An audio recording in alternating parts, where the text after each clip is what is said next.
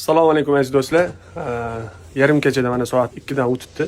Hozirgina kelgan savollarga, takliflarga javob yozib bo'ldim.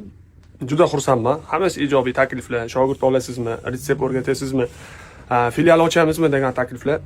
Xudo xolasa biz ham endi ko'zga tashlanibdi. Biz ham startapdagi odamlarmiz, boshlang'ich joydamiz. Umumiy holatda shuni maslahat berardimki, shu sohadan non topaman, shu sohani yurg'izaman degan odamlar gazini bossin. Barchalarni qo'llab-quvvatlaymiz. Bu yangi soha menda ko'ringan bo'lsa, bir kimlargadir qiziqish uyg'otgan bo'lsa, buni qilish kerak.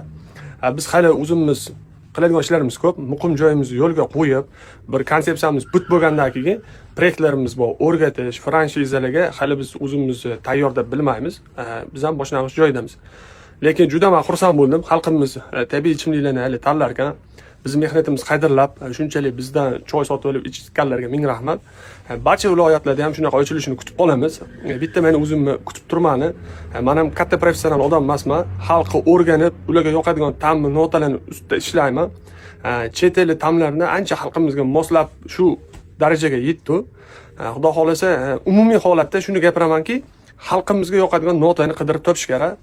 Chunki qaysi biznes olib kirsak ham, uni mijozi, mehmoni biz o'zimizning xalq, hech qachon o'sha chet elliklar kelib, ko'pgina odam kelib bizdan ichmaydi.